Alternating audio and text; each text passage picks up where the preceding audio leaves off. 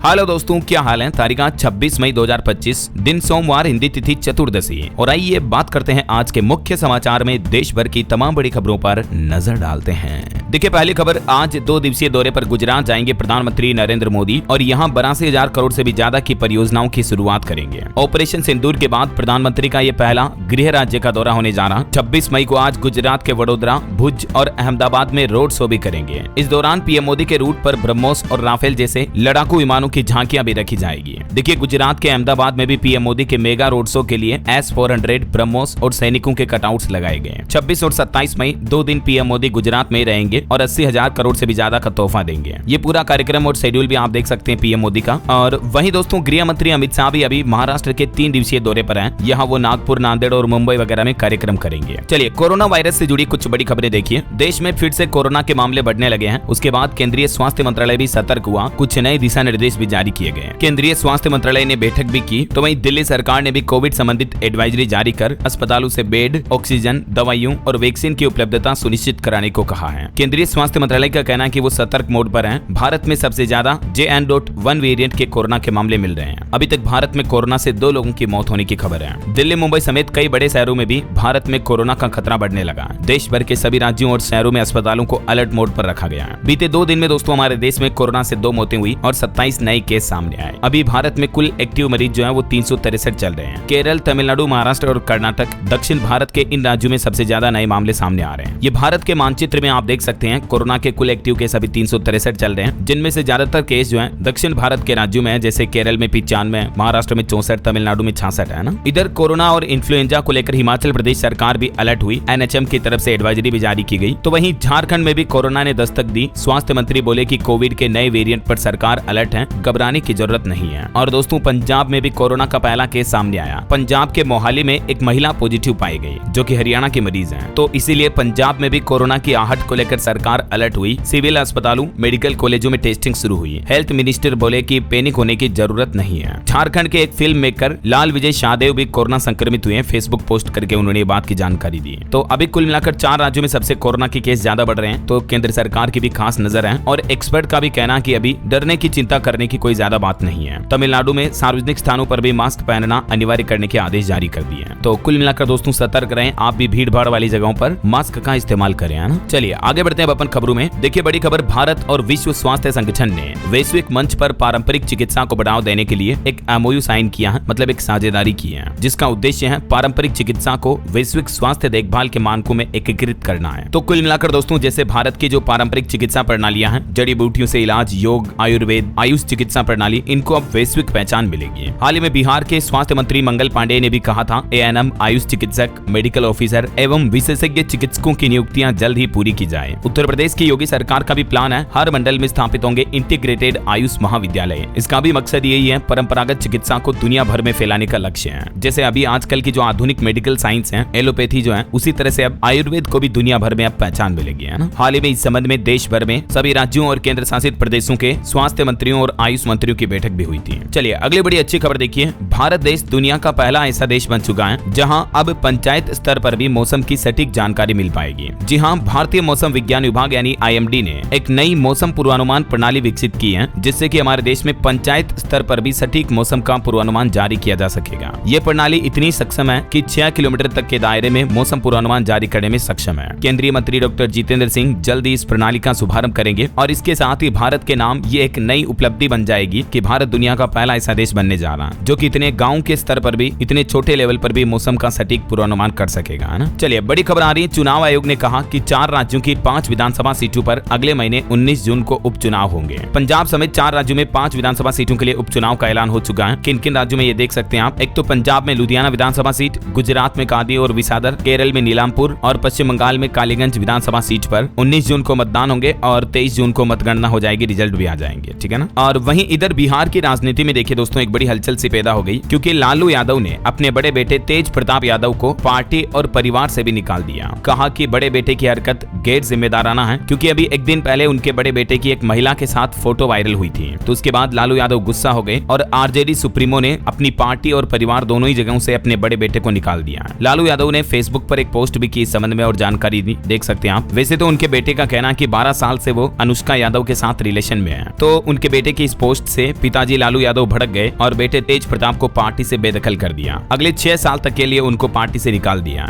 और इस फैसले के बाद अब कई सवाल पैदा हो रहे हैं कि पार्टी और परिवार से निकाले जाने के बाद तेज प्रताप का क्या होगा। क्या वो नई पार्टी बनाएंगे, वो विधायक रहेंगे या नहीं, टिकट नहीं मिलेगा या मिलेगा, उनको मिलने वाली संपत्ति का क्या होगा। तो एक्सपर्ट से बातचीत के इन सभी सवालों को अगर आप जानना चाहते हैं तो इसका लिंक मैं नीचे डाल दूंगा। अगर आप राजनीति में इंटरेस्टेड है तो देख लीजिएगा, ठीक है ना। चलिए अगली बड़ी खबर देखिए। राजस्थान राज्य में सभी तरह के पटाखों पर प्रतिबंध लगाने का आदेश दे दिया मुख्यमंत्री भजनलाल सरकार की तरफ से। राजस्थान में आंतरिक सुरक्षा को देखते हुए अगले आदेश तक सभी प्रकार की आतिशबाजी और पटाखों पर प्रतिबंध लगा दिया गया। मतलब अब शादी समारोह या किसी भी फंक्शन वगैरह में पटाखे नहीं फोड़ पाएंगे। और वहीं खबर आ रही है कर्नाटक में बीजेपी के 18 विधायकों का विधानसभा से निलंबन भी वापस लिया गया। 6 महीने तक सदन से निलंबित रहने के बाद इस फैसले को रद्द कर दिया है। चलिए बड़ी खबर देखिए। भारत दौरे पर पहुंचे मालदीव के विदेश मंत्री अब्दुल्ला खलील और यहाँ वे हमारे विदेश मंत्री डॉक्टर एस जयशंकर के साथ मुलाकात करेंगे। कई अहम मुद्दों पर बातचीत होगी। इस दौरान दोनों नेता भारत मालदीव के बीच व्यापक आर्थिक और समुद्री सुरक्षा साझेदारी के भी मुद्दे पर समीक्षा करेंगे, बातचीत करेंगे। और बड़ी खबर देखिए। उत्तर प्रदेश के आजमगढ़ में 1 जून को जमीयत उलमा ए हिंद का मदरसा सुरक्षा सम्मेलन होगा। ऑल इंडिया मदरसा सुरक्षा सम्मेलन का यह आयोजन होगा। इस मौके पर अरशद मदनी बोले कि मदरसों कब्रिस्तानों पर कार्यवाही संविधान का खुला अपमान है। यूपी की योगी सरकार पर भी निशाना साधते हुए अरशद ने कहा कि मदरसों को भी निशाने पर लिया गया। इस बीच एक खबर यह है AIMIM के नेता नदीम कुरैशी को भी यूपी बरेली पुलिस ने हाउस अरेस्ट किया क्योंकि वक्फ अमेंडमेंट बिल के खिलाफ प्रदर्शन की तैयारी में जुटे थे ये ऑल इंडिया मजलिस के राष्ट्रीय अध्यक्ष नदीम कुरैशी।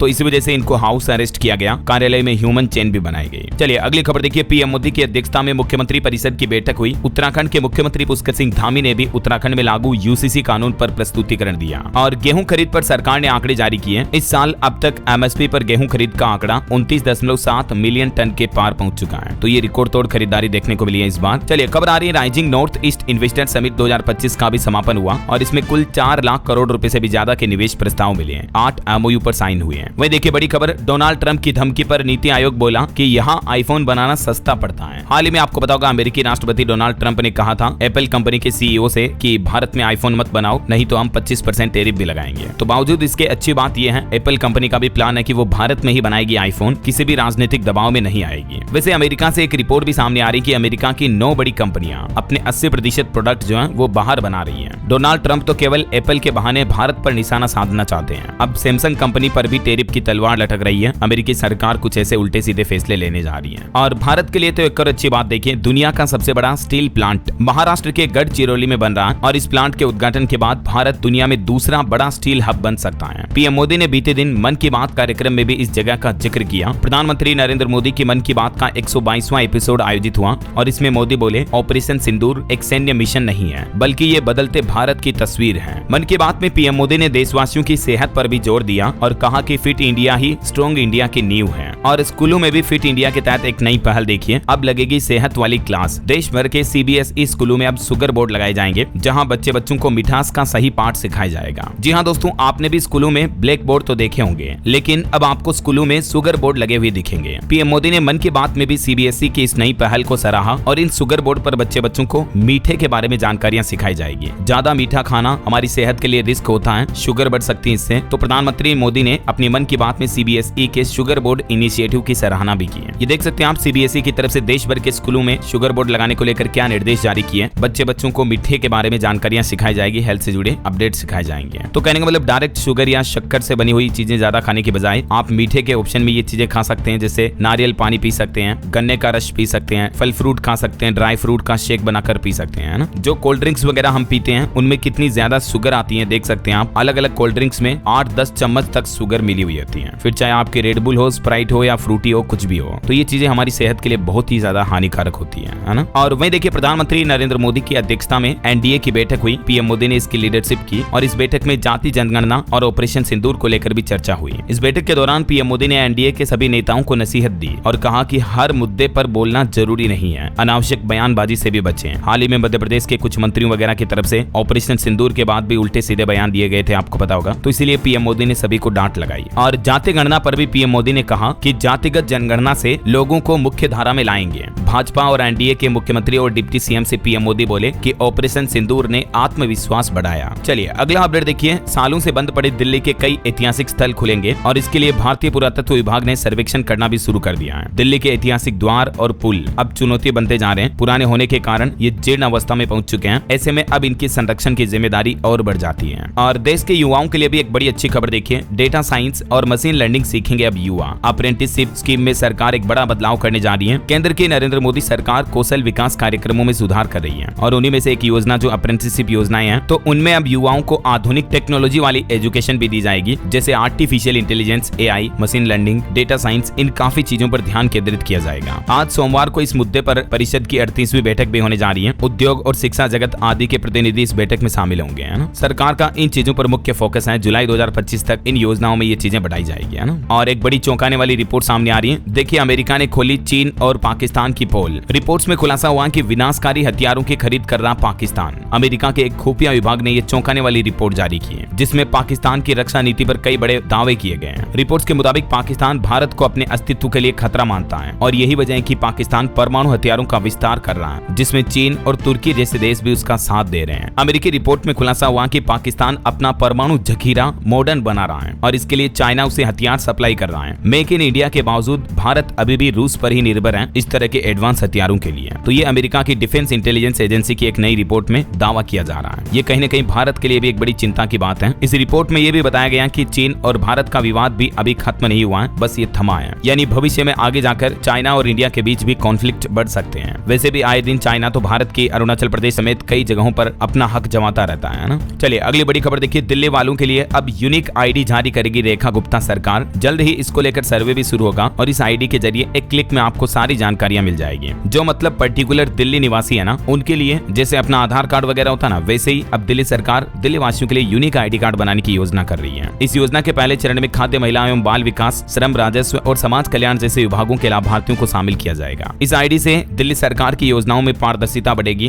डुप्लीकेसी पर रोक लगेगी और नागरिकों को भी एक ही जगह पर सारी जानकारी मिल पाएगी, है ना। तो ये दिल्ली सरकार का नया प्लान है। और स्टूडेंट से जुड़ी एक और बड़ी खबर देखिए। छत्तीसगढ़ में पहली बार इंजीनियरिंग के छात्र पढ़ेंगे श्रीमद् भागवत गीता, प्राचीन गणित यानी वैदिक गणित, कल्चर, ज्योतिष और संविधान भी पढ़ेंगे। इसी साल नए सत्र से ये एजुकेशन सिलेबस बदलने जा रहा, जिसमें टोटल 4 नए सब्जेक्ट शामिल होंगे। अब 1 साल में सर्टिफिकेट मिलेगा, 2 साल में डिप्लोमा और चौथे साल में डिग्री मिलेगी। अभी 4 साल की बीटेक में बीच की पढ़ाई छोड़ने के बाद वहीं से वो कोर्स शुरू करने का प्रावधान नहीं था, लेकिन अब इसमें आप कोर्स को रिज्यूम भी कर पाएंगे। एक सब्जेक्ट स्किल के लिए अलग से होगा, इलेक्ट्रिकल और मैकेनिकल के लिए भी अलग अलग फिजिक्स होगी। प्राचीन गणित और भारतीय पारंपरिक ज्ञान की पुस्तकें भी अब इंजीनियरिंग में जोड़ी जाएगी। छत्तीसगढ़ सरकार की ये नई पहल है। नई सत्र से सिलेबस बदलेगा ना। खगोल विज्ञान, ज्योतिष और संविधान भी अब इंजीनियरिंग में पढ़ाए जाएंगे। तो सत्र 2025-26 से ये नई पहल, नया कोर्स शुरू होने जा रहा है। कौन कौन से विषय जुड़ेंगे, ये चारों सब्जेक्ट की डिटेल भी आप देख सकते हैं। पहले, दूसरे, तीसरे और चौथे सेमेस्टर में एक एक सब्जेक्ट एक्स्ट्रा जोड़ा जाएगा, ठीक है ना। चलिए अगली बड़ी खबर देखिए। आगरा के ताजमहल को आरडीएक्स से उड़ाने की धमकी दी गई। केरल से आया एक फर्जी ईमेल, उसके बाद सुरक्षा बढ़ाई गई। 3 घंटे तक सर्च ऑपरेशन भी चला और इस घटना के बाद केंद्रीय मंत्री का कहना है कि ताजमहल की सुरक्षा को अब और भी ज्यादा हाईटेक किया जाएगा। एंटी ड्रोन सिस्टम लगाए जाएंगे। केंद्रीय मंत्री रविशंकर बोले कि अगर हमारी माताओं बहनों का सिंदूर उजाड़ा तो ऑपरेशन सिंदूर से दोबारा जवाब मिलेगा। और वहीं आरएसएस प्रमुख मोहन भागवत ने भी अपने एक कार्यक्रम के संबोधन में कहा कि हमारे पास ताकतवर होने के अलावा कोई विकल्प नहीं है। उन्होंने कहा कि हिंदू एक हो, देश की सेना को भी मजबूत बनाए ताकि उसे कोई जीत न सके।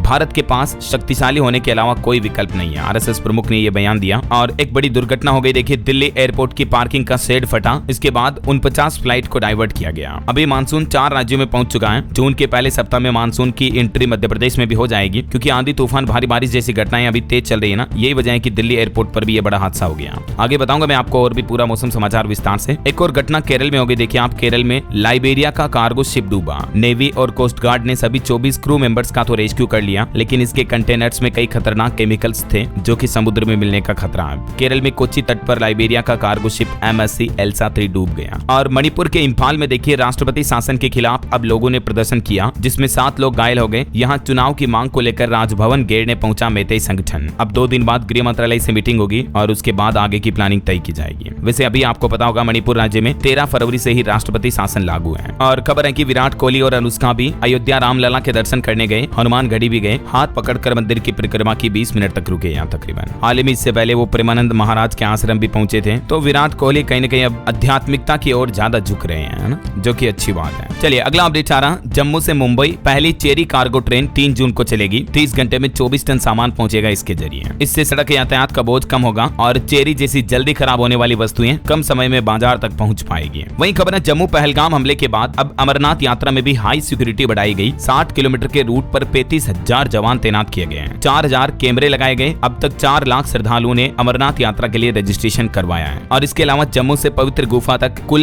1 लाख जवान सुरक्षा संभालेंगे। दोनों रूट पर हाई टेक्नोलॉजी वाले रेजोल्यूशन वाले face recognition AI tech based 4,000 CCTV कैमरे भी लगाए गए। तो दोस्तों दर्शन कर लीजिए आप भी घर बैठे ही पवित्र अमरनाथ गुफा के। और हर हर महादेव, जय शिव शंकर का नाम लेते हुए आगे बढ़ते हैं अपना आज के मौसम समाचार की तरफ। और हाँ दोस्तों, एक छोटी सी रिक्वेस्ट आपसे ये है, अगर आप DLS न्यूज चैनल से अभी तक भी जुड़े नहीं हो तो जुड़ जाइए, चैनल को सब्सक्राइब करके बेल आइकन जरूर दबा दीजिएगा और इस वीडियो पर एक लाइक और शेयर भी कर देना, ताकि आपको रोजाना की ताजा खबरें, महत्वपूर्ण मुख्य समाचार, काम के न्यूज अपडेट सबसे पहले आपके मोबाइल पर मिलते रहेंगे। ओके, और चलिए बिना टाइम वेस्ट किए सीधा आगे बढ़ते हैं मौसम अपडेट में। तो देखिए अभी मानसून देश के 4 राज्यों में पहुंच चुका है और जून के पहले सप्ताह में मानसून की एंट्री मध्य प्रदेश में भी हो जाएगी, क्योंकि केरल के बाद अब कर्नाटक, तमिलनाडु और महाराष्ट्र में भी मानसून की एंट्री हो चुकी है। और कल से ही तो नौतपा भी लग चुका है। कुछ राज्यों के हालात देखिए आप, मध्य प्रदेश में नौतपा में गर्मी की बजाय आंधी बारिश जैसे हालात दिख रहे हैं। बीते दिन भी मंडला, छिंदवाड़ा समेत कई जिलों में पानी गिरा। 28 मई तक मध्य प्रदेश में ऐसे ही बारिश वाला मौसम रहेगा। तो वहीं राजस्थान में भी नौतपा से पहले बदला मौसम, आंधी बारिश की संभावना है। श्री गंगानगर में भी अंधड़ से पेड़ पौधे गिर गए, 6 लोग दब गए, कई जगहों पर आग लगने की घटनाएं भी देखी गई। उत्तर प्रदेश में भी 20 जिलों में बारिश की चेतावनी। बागपत में कई सड़कें डूबी, बरेली में कॉलोनियों में कमर तक पानी भर गया। आज और कल भी मौसम ऐसा ही रहेगा। मतलब यूपी में भी ऐसे हालात चल रहे नौतपा के पहले ही दिन। यूपी गाजियाबाद में भी एक घटना हो गई। ACP ऑफिस की छत गिर गई, जिसमें एक दरोगा की मौत हो गई। उनकी पत्नी बोली कि 24 घंटे काम करवाते थे, इसलिए यहीं सो गए थे वो। उत्तर प्रदेश के 36 जिलों में अभी भी गरज चमक के साथ वज्रपात यानी बिजली गिरने की भी संभावना है। प्रदेश में नौतपा के पहले दिन गर्मी तो नहीं पड़ी, बल्कि आंधी बारिश से 4 मौतें हो गई। कुछ फ्लाइट्स की उड़ानें भी डाइवर्ट की गई, कुछ को इमरजेंसी लैंडिंग किया गया। और छत्तीसगढ़ के हालात देखिए दोस्तों, यहाँ भी कई जिलों में येलो अलर्ट है। 5 जून तक छत्तीसगढ़ में पहुंच जाएगा मानसून। रायपुर में बारिश, बिलासपुर समेत कई जिलों में ओले गिरने की भी चेतावनी। 11 जिलों में बिजली गिरने की भी आशंका है, तो जरूर सावधान रहिएगा। और बिहार में भी इस बार समय से पहले ही मानसून की एंट्री होने की संभावना है। आज भी बिहार के 38 जिलों में बारिश का अलर्ट है और 12 जिलों में आंधी, तूफान और आकाशीय बिजली की भी चेतावनी है। तो वहीं झारखंड में भी मौसम विभाग ने पूर्वानुमान लगाया, 3 से 5 जून के बीच मानसून पहुंच जाएगा। कोलान और संताल के रास्ते होगी मानसून की एंट्री।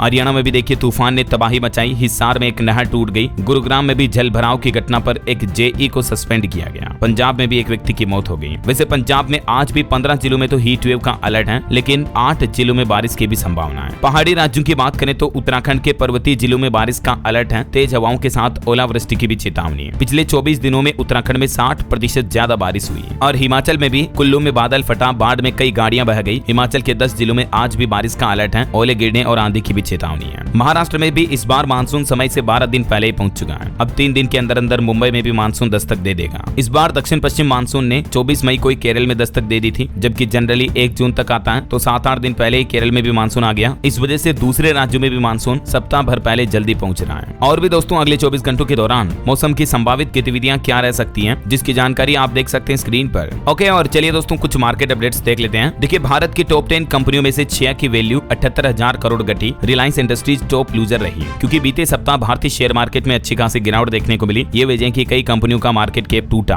हालांकि भारत के ऑल ओवर GDP इकोनॉमी के लिए बड़ी अच्छी खबर है। देखिए भारत अभी दुनिया की 4थी सबसे बड़ी इकोनॉमी बन चुका है। जापान को भी पीछे छोड़ दिया है। रिपोर्ट्स में यह भी बताया जा रहा है कि साल 2028 तक जर्मनी को भी पछाड़कर तीसरे स्थान पर पहुंच जाएगा हमारा देश। बीते 5 सालों में भारत की GDP का हाल क्या रहा, ये चार्ट में आप देख सकते हैं। और अभी दुनिया की टॉप 5 इकोनॉमी वाली कंट्री कौन कौन सी है? नंबर 1 पर अमेरिका है, सेकंड नंबर पर चाइना और थर्ड नंबर पर जर्मनी है। चौथे नंबर पर पहले जापान था, जो अब पीछे रह गया। भारत चौथे नंबर पर आ चुका है। हालांकि अभी भारत और जापान की इकोनॉमी में बस जरा सा डिफरेंस है पॉइंट्स में, लेकिन जर्मनी की इकोनॉमी भी दूर नहीं है, तो भारत इसको भी जल्दी ओवरटेक कर लेगा। तो ये तो अच्छी बात है कि अभी भारत दुनिया की चौथी बड़ी इकोनॉमी बन चुका है। अब सिर्फ 3 ही देश भारत से आगे रहे हैं। और भारतीय शेयर मार्केट के लिए भी एक अच्छी खबर है। 9 IPO आने वाले हैं, 4 की लिस्टिंग होगी। इस सप्ताह शेयर बाजार में धमाकेदार शुरुआत होने को देखने को मिलेगी आपको। ओके, और चलिए मार्केट के बाद आगे बढ़ते हैं अपन खबरों में। देखिए दोस्तों खबर आ रही कि हिमाचल प्रदेश के भी पर्यटन स्थलों पर रौनक लौटी। होटलों में 90% तक पहुंची ऑक्यूपेंसी, क्योंकि पहलगाम आतंकी घटना के बाद अब जम्मू कम जा रहे हैं लोग बाग, और हिमाचल, शिमला, कुल्लू, मनाली यहाँ ज्यादा आ रहे हैं टूरिस्ट, है ना। और खेल समाचार पर खबर देखिए, डिफेंडिंग चैंपियन KKR की सबसे बड़ी IPL हार हुई। हैदराबाद ने 110 रन से हराया। क्लासन का शतक देखने को मिला। 3 गेंदबाजों को 3-3 विकेट भी मिले। और महेंद्र सिंह धोनी भी बोले कि आईपीएल से संन्यास पर अभी 4-5 महीने बाद फैसला करूंगा, अभी रांची जाकर बाइक राइड्स का आनंद लूंगा। चलिए खबर आ रही है कि मिस इंग्लैंड ने हैदराबाद में जारी मिस वर्ल्ड कंपटीशन छोड़ा, कहा कि गेस्ट को खुश रखने का प्रेशर था। वहीं आपको सावधान करने वाली एक खबर बताता हूं, लोन एप्स के नाम पर लोगों के साथ ब्लैकमेलिंग और ठगी हो रही है, तो इस तरह के फेक एप्स के झांसे में आप भी ना आए। आरबीआई द्वारा रजिस्टर्ड असली मोबाइल ऐप से ही लोन के लिए अप्लाई करें या लोन लें, समझ रहे हो। देखिए क्राइम ब्रांच इंदौर के डीसीपी का कहना है कि फेक लोन एप्स यूजर से कई परमिशन मांगते हैं। जब यूजर इन्हें इंस्टॉल करता है ना, तो उनके फोन का पूरा एक्सेस डेटा जो है वो उन ठगी करने वाली कंपनियों के पास, एप्स मेकर के पास पहुंच जाता है। फिर आपके फोटो, आपके कॉन्टेक्ट डिटेल ये लेकर के उनका गलत इस्तेमाल करते हैं, ब्लैकमेलिंग से पैसा ठगने का जरिया बन जाता है। ये 5 अंतर आप देख लीजिएगा, बहुत ही महत्वपूर्ण है। आरबीआई द्वारा रजिस्टर्ड मोबाइल एप्स और फेक लोन एप्स में क्या क्या अंतर होते हैं, समझ रहे हो। देखिए जो ऑफिशियल एप्स होते हैं वो या तो आरबीआई में रजिस्टर्ड बैंक या एनबीएफसी द्वारा संचालित होते हैं। इनमें केवाईसी प्रक्रिया भी पारदर्शी होती है, ब्याज दरों की कंडीशन साफ सुथरी होती है और ऐप सिर्फ जरूरी परमिशन जैसे आधार और बैंक डिटेल ही मांगता है। बाकी आपकी गैलरी, कॉन्टेक्ट लिस्ट ये वगैरह वगैरह ये चीजें नहीं मांगता है, समझ रहे हो। बाकी जो फेक एप्स होते हैं वो आपसे ढेर सारी चीजें मांगते हैं, आपका फोन का कैमरा, कॉन्टेक्ट फाइल्स का एक्सेस भी लेते हैं वो। तो ये बातें हमेशा जिंदगी में ध्यान रखा करो। लोन ऐप डाउनलोड करते समय भी इन 7 बातों का जरूर ध्यान रखें आप, ठीक है ना, क्योंकि आजकल इस तरह के साइबर क्राइम के मामले बहुत ज्यादा बढ़ रहे हैं, इसलिए मैंने सोचा आपको भी सावधान करने वाली ये चीजें बता दूंगा ना। चलिए स्टूडेंट्स के लिए खबर आ रही है, जेईई एडवांस 2025 की प्रोविजनल आंसर की जारी हुई। अब आप 27 मई तक इसमें ऑब्जेक्शन दर्ज करा पाएंगे, मतलब स्टूडेंट 2 जून को फाइनल रिजल्ट जारी होगा। और खबर है झारखंड में डॉग लवर्स के लिए बुरी खबर देखिए, अब खतरनाक नस्लों के कुत्तों को पालने पर बैन रहेगा। झारखंड सरकार की तरफ से नई गाइडलाइन जारी की, जिसके मुताबिक पिटबुल, रोटवीलर और डोगो अर्जेंटिनो जैसी खतरनाक कुत्तों की नस्लों के पालन और बिक्री और प्रजनन पर रोक लगा दी है। झारखंड जमशेदपुर जिला प्रशासन से यह नया आदेश जारी हुआ है। और खबर देखिए, अमेरिकी राष्ट्रपति डोनाल्ड ट्रंप बोले कि रूस ने अमेरिकी हाइपरसोनिक मिसाइल की तकनीक चुराई, और उन्होंने तो ये भी आरोप लगाया कि ओबामा जब अमेरिका के राष्ट्रपति थे तब ऐसा हुआ। सेना में ट्रांसजेंडर्स की भर्ती बैन करने को भी उन्होंने सही ठहराया। वहीं इधर खबर आ रही कि बांग्लादेश में भी अब सेना ने गश्त बढ़ाई। बख्तरबंद गाड़ियों से घूम रहे सैनिक, पिछले महीने 2000 से ज्यादा लोगों को हिरासत में भी लिया गया था। इलाहाबाद हाईकोर्ट का भी एक बड़ा फैसला देखिए, ऑनलाइन गेमिंग व सट्टेबाजी को रोकने के लिए सरकार इस पर महत्वपूर्ण कानून बनाए। हाईकोर्ट की तरफ से यह सुझाव दिया गया। और खबर है PSLV C61 मिशन के विफल होने पर अब इसरो सख्त हुआ। इस मिशन के कारणों की जांच के लिए राष्ट्रीय समिति गठित की गई है और इसमें इस्तेमाल रॉकेट का ऑडिट भी शुरू हो चुका है। और भारत के डिफेंस पर भी एक नया प्लान है कि भारत से रॉकेट लॉन्चर खरीदेगा इजराइल। 150 करोड़ का ऑर्डर मिला। रक्षा विनिर्माण क्षेत्र के लिए भारत की ये डील मील का पत्थर साबित होगी। और खबर आ रही दोस्तों, ईडी ने दिल्ली NCR समेत देश के 15 जगहों पर रेड डाली है। जेपी इंफ्राटेक लिमिटेड के खिलाफ मनी लॉन्ड्रिंग केस में ईडी की तरफ से एक्शन लिया गया। दिल्ली, नोएडा, मुंबई समेत नामी बिल्डर के 15 लोकेशन पर ईडी की छापेमारी हुई। 12,000 करोड़ के घोटाले की जांच भी चल रही है। चलिए खबर देखिए, उत्तर प्रदेश में अब जाम की समस्या खत्म होगी। 6,124 करोड़ से बनेंगे 62 रिंग रोड, बाईपास और फ्लाईओवर भी बनाए जाएंगे। यूपी सरकार की तरफ से प्रदेश में रोड इंफ्रास्ट्रक्चर को बेहतर करने के लिए ये नई कार्य योजना तैयार की गई है। और वहीं उत्तर प्रदेश वाराणसी IIT BHU के वैज्ञानिकों की 34 देशों में 114 एकेडमिक यात्राएं होगी। इस सत्र में तुर्की में कोई वैज्ञानिक नहीं गया, बाकी अमेरिका भी रिसर्च के लिए नंबर 1 डेस्टिनेशन बना हुआ है। 2024-25 में अब तक 34 देशों की 114 यात्राएं की है। और रेलवे का एक नया प्लान देखिए, UPS के तहत विकल्पों के बारे में रेलवे कर्मचारियों को भी विस्तृत जानकारी दें। रेल मंत्रालय ने अपने सभी जोन को ये निर्देश जारी किए हैं। UPS यानी यूनिफाइड पेंशन स्कीम को लेकर सभी रेलवे कर्मचारियों को अब जानकारी देनी होगी, है ना। एक रिपोर्ट में बड़ा खुलासा सामने आ रहा कि चीन का राज्य सुरक्षा मंत्रालय दुनिया की सबसे बड़ी जासूस एजेंसी है, जो लिंक्डइन पर लोगों को फंसा रहा ड्रैगन यानी चाइना। वहीं पूरी दुनिया के लिए एक चिंताजनक खबर देखिए, दुनिया में ऐसे परमाणु विस्फोट से मचेगी तबाही। एक लिविंग नास्ट्रेडमस की तरफ से भविष्यवाणी की गई, उसके बाद हलचल से मच गई।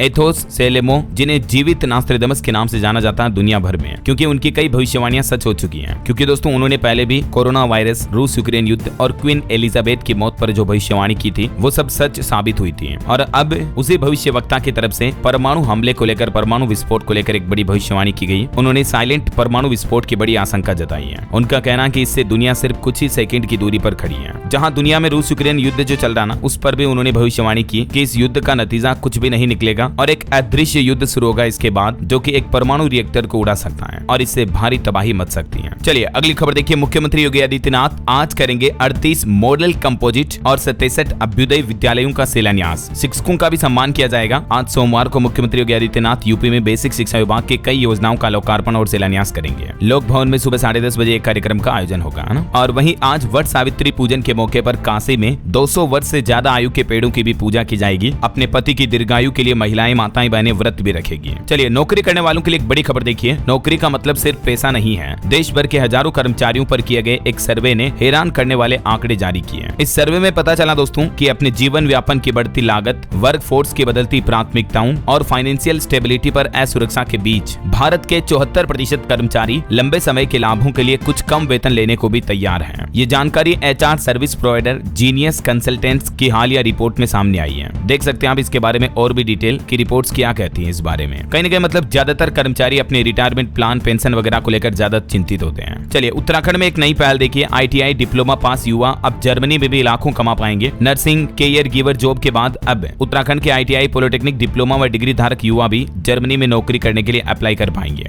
मुख्यमंत्री कौशल उन्नयन और वैश्विक रोजगार योजना के तहत ये आवेदन मांगे गए हैं। पहली बार उत्तराखंड में इंजीनियरिंग छात्रों को भी सरकार विदेश में नौकरी करने का मौका दे रही है। चलिए खबर आ रही, ओयो अब होटल ही नहीं बल्कि घर भी किराए पर देगा। दरअसल ओयो की vacation home unit Belvilla by OYO ने एक ऑस्ट्रेलियाई short term rental company MadeComfy का अधिग्रहण कर लिया है। वहीं खबर देखिए, भारत अब चाइना को सबक सिखाएगा। अमेरिका और यूरोप के साथ मिलकर भारत ने एक नया प्लान बनाया है। दरअसल भारत की कई CDMO कंपनियां जो हैं वो वेस्टर्न देशों की बड़ी फार्मा कंपनियों के लिए मेडिसिन बनाने में मदद कर रही हैं और कहीं ना कहीं इससे इनडायरेक्टली चाइना को झटका लगेगा। दिल्ली की पूर्व केजरीवाल सरकार का कहना है कि पंजाब को नशा मुक्त, खुशहाल और समृद्ध और रंगला पंजाब बनाएंगे। अरविंद केजरीवाल ने कुछ बड़ी घोषणाएं की। वहीं खबर देखिए कि पैसे को किसी और काम में न लगाएं, पाकिस्तान को कर्ज देकर अब पछता रहा IMF। ऑपरेशन सिंदूर के बाद जो भारत ने पाकिस्तान के आतंकवाद को उजागर करने के लिए जो विश्वव्यापी अभियान शुरू किया है, इस दौरान भारत ने कई खुलासे किए और इसमें IMF की भी वो बातें बताई कि IMF को मना किया था भारत ने तो पाकिस्तान को कर्ज देने के लिए, क्योंकि पाकिस्तान इन पैसों का इस्तेमाल आतंकवाद को बढ़ावा देने के लिए करता है। तो अब IMF भी पछता रहा है। चलिए खबर देखिए आप, कंपनी DLF की तरफ से बड़ा ऐलान किया गया। 10,000 करोड़ की निवेश से रियल एस्टेट में मचाएगी धमाल। ये नया प्रोजेक्ट लेकर आ रही है DLF कंपनी। वहीं पंजाब में जेलों से बाहर आएंगे 412 कैदी, हाईकोर्ट ने रिहाई के आदेश दिए। बिहार में भी पोस्टिंग का इंतजार कर रहे 1 लाख से भी ज्यादा शिक्षकों के लिए खुशखबरी है। शिक्षा विभाग की तरफ से शेड्यूल जारी कर दिया और 1,30,000 टीचर्स के स्थानांतरण की प्रक्रिया भी शुरू हो चुकी है। 30 जून तक योगदान करना होगा। और बिहार के आम लोगों के लिए भी खुशखबरी है, अब प्रदेश की सभी विधानसभा क्षेत्रों में E-लाइब्रेरी की सुविधा भी मिलेगी। बिहार के सूचना एवं प्रौद्योगिकी मंत्री कृष्ण कुमार की तरफ से ये घोषणा की गई है। और बिहार में मिड डे मील को लेकर भी शिक्षा विभाग ने एक बड़ा ऐलान किया, जिससे अधिकारियों की मुश्किलें बढ़ सकती हैं। शिक्षा विभाग द्वारा जारी निर्देश के मुताबिक हर दिन छात्रों की उपस्थिति और भोजन की जानकारी अब ऑनलाइन पोर्टल पर अपलोड की जाएगी। सभी स्कूलों में ये नया ऑर्डर जारी हो चुका है ना। और एक बड़ी घटना हो गई, देखिए दिल्ली के शाहदरा में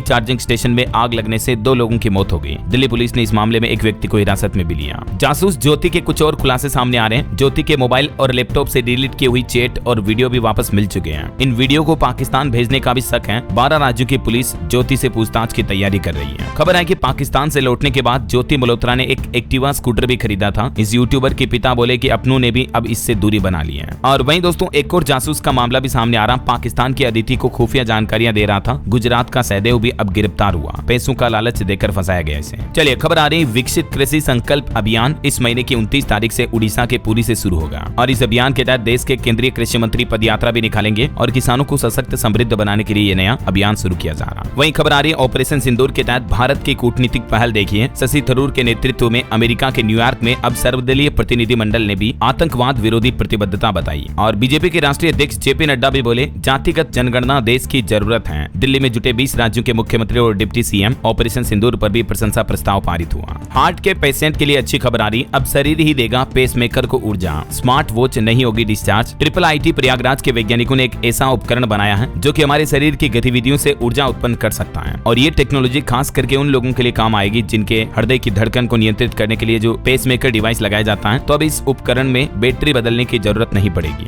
ये हृदय रोगियों के लिए बहुत ही लाभदायक होगा ना। चलिए खबर आ रही, NCTE का बड़ा आदेश, देश में कोई भी कॉलेज अब सिर्फ BEd की पढ़ाई नहीं करा सकेगा। मतलब केवल BEd डिग्री वाले कॉलेज नहीं होंगे, दूसरे एजुकेशन कोर्सेज भी करवाने होंगे उनको ऐसा। और प्राइवेट स्कूल जो मनमानी फीस वसूलते हैं, ऐसे स्कूलों को भी अब 5 लाख रुपए तक का जुर्माना भरना पड़ेगा। उत्तराखंड में देहरादून से ये नया आदेश जारी हो चुका है। वहीं खबर देखिए, भारत शुगर मिल की एथेनॉल फैक्ट्री में ग्रेन प्लांट का शुभारंभ हुआ। अब मक्का और चावल से भी एथेनॉल का उत्पादन हो पाएगा। बिहार के गोपालगंज में ये शुभारंभ किया गया। मध्य प्रदेश में भी सरकारी कर्मचारियों के ट्रांसफर पर बड़ा अपडेट आ रहा। अब संविदा कर्मियों को भी हटाएगी सरकार, नई व्यवस्था लागू करने जा रही है। 30 मई तक का समय निर्धारित किया गया है। देख सकते हैं आप इस बारे में जानकारी भी है। और खबर है, भारत राइस योजना में भी बड़े घोटाले का खुलासा हुआ। ED ने 3.25 करोड़ की नकदी और सोना भी जब्त किया हरियाणा और पंजाब में छापेमारी के दौरान। चलिए खबर देखिए, अमेरिका में डोनाल्ड ट्रंप सरकार ने पत्रकारों पर अब नई पाबंदी लगाई। पेंटागन में डिफेंस जर्नलिस्ट को बिना एस्कॉर्ट के एंट्री नहीं मिलेगी। वहीं खबर देखिए, अब काशी विश्वनाथ धाम जाना होगा आसान। वाराणसी में बन रहा देश का पहला रोपवे ट्रांसपोर्ट भी है। इस पर काम जारी है। सितंबर 2025 तक चारों स्टेशन का निर्माण पूरा हो जाएगा। और खबर है झारखंड में भी राज्य कर्मचारी पेंशन स्वास्थ्य बीमा के लिए 30 मई तक अप्लाई कर सकते हैं। सरकार की तरफ से ये डेट का नोटिफिकेशन जारी किया गया। और खबर है उत्तर प्रदेश लखनऊ में बनेगा ब्रह्मोस मिसाइल का एडवांस वर्जन, रूस से मिलेगी तकनीक, ऑपरेशन सिंदूर बना इसका आधार। झारखंड में किसानों के बीच खरीफ के लिए बीज वितरण शुरू हो चुके हैं। इस साल के लिए सरकार ने कितना लक्ष्य तय किया गया देख सकते हैं आप, 50 से 100% अनुदान पर बीज वितरित किए जाएंगे। और खबर देखिए बिहार मुजफ्फरपुर में शहर के सभी दुकानों के लिए नया आदेश जारी हुआ। अगर इस नियम का पालन नहीं किया तो लाइसेंस रद्द हो जाएगा। नए नियम के मुताबिक दुकानदारों को दुकान के अंदर और बाहर कूड़ेदान यानी डस्टबिन रखना अनिवार्य कर दिया है। शहर की साफ सफाई को देखते हुए प्रशासन ने यह निर्देश जारी किए हैं। चलिए दोस्तों कुछ और स्टेट न्यूज अपडेट देख लेते हैं फटाफट से। देखिए राजस्थान में सुप्रीम कोर्ट ने एक बड़ा फैसला सुनाया, स्टाम्प विक्रेता भी लोक सेवक माने जाएंगे। राजस्थान के 20,000 स्टाम्प वेंडर भी अब सुप्रीम कोर्ट के फैसले के दायरे में आएंगे। वहीं चीन और बांग्लादेश से कपड़ों का व्यापार बंद कर दिया। मध्य प्रदेश इंदौर के व्यापारियों ने 20 करोड़ का माल भी वापस लौटाया। महीने में तकरीबन 125 करोड़ का कारोबार होता है चीन बांग्लादेश के बीच एमपी इंदौर के व्यापारियों का। और वैसे मध्य प्रदेश में संविदा कर्मियों के लिए भी तबादला नीति जारी हुई। 5 साल में एक बार उनका भी ट्रांसफर होगा, 10% इसके दायरे में आएंगे, मैंने आपको बताया था।